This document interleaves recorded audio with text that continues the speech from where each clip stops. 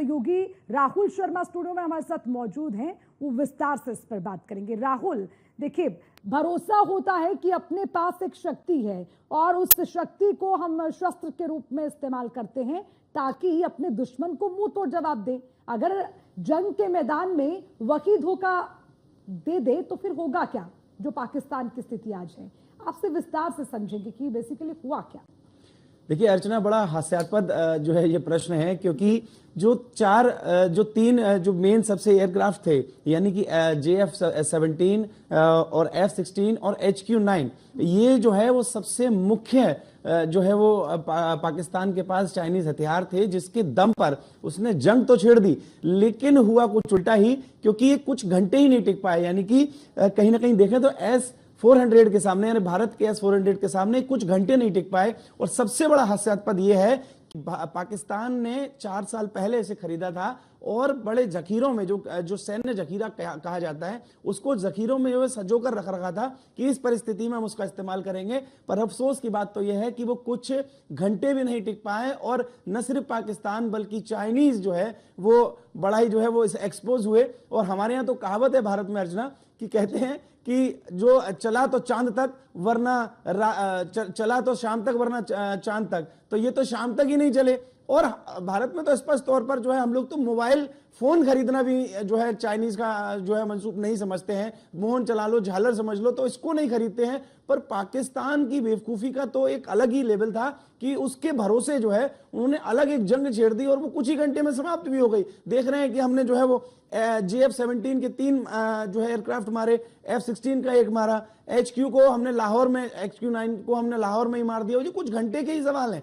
तो जिन बड़े हथियारों को लेकर जो है वो पाकिस्तान इतरा रहा था, आंखें दिखा रहा था भारत को, कुछ ही घंटों में जो है वो S-400 ने समाप्त कर दिया। और एक अच्छी चीज मैं आपको कुछ आंकड़े और बता देता हूं।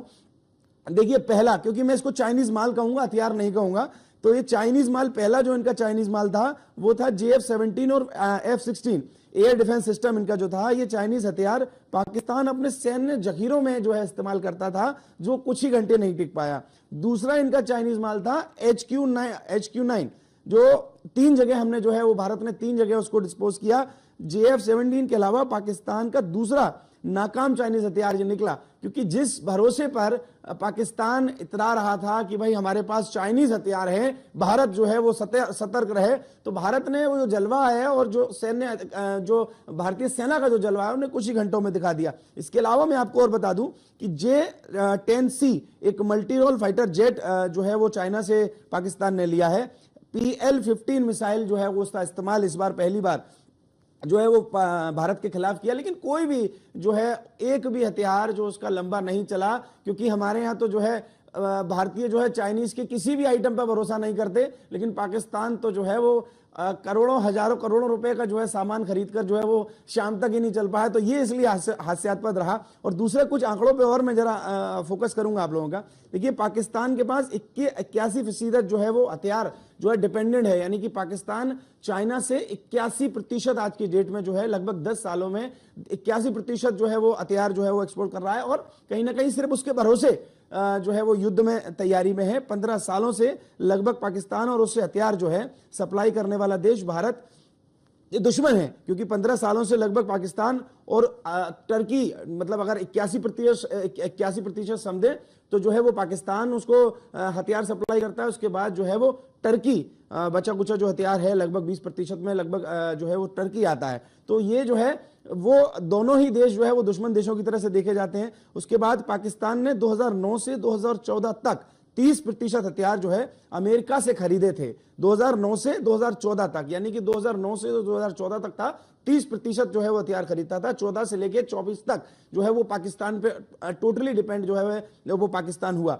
और इसकी जो प्रतिशत है अब वो 1% भी, यानी पाकिस्तान से अब उसका जो है हथियार का जो लेन देन है वो 1% भी नहीं बचा है। और अगर आगे बात करें तो हथियार जो खरीदने की बात करें तो पाकिस्तान पिछले 4 साल में दुनिया का, एक और महत्वपूर्ण बात ये मैं बता रहा हूं आपको, 4 सालों में 5वें नंबर का सबसे बड़ा जो है वो देश बना है जिसने सबसे ज्यादा हथियार खरीदे हैं। लेकिन हास्यास्पद यह है कि इसका कोई हथियार जो है वो भारत के खिलाफ काम नहीं आया। जितनी भी नाकाम कोशिश जो है वो पाकिस्तान ने की, उसको जो है वो हमारे चंद घंटों में जो है भारतीय सेना ने, उनके जो है लड़ाकू विमानों ने उसको खत्म कर दिया।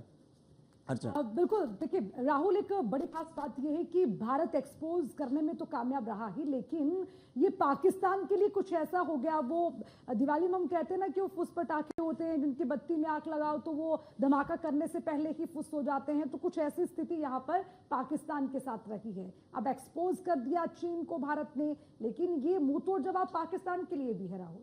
नहीं, निश्चित ही है, क्योंकि ये हम तो, मैंने भी कहा कि हम लोग भारत में कहते हैं कि चाइनीज आइटम से दूर रहो भाई। चाइनीज आइटम का कोई भरोसा नहीं है, चल गया तो शाम तक वरना चांद तक। तो क्या कहते हैं, पाकिस्तान ने तो स्पष्ट तौर पर देख लिया, शाम तक ही नहीं चला। जैसे ही जो है वो रडार खत्म हुई, 2-2 घंटे में तो एक्सपोज कर दिए गए। तो इससे राहुल, ये युद्ध पाकिस्तान के लिए एक माखौल बनकर रह गया, इसलिए क्योंकि अपनी ही किरकिरी यहां पर पाकिस्तान ने कर दी, जिसके लिए बार बार भारत उसे चेताता रहा कि सावधान हो जाइए। राहुल, बहुत बहुत शुक्रिया विस्तार से तमाम जानकारी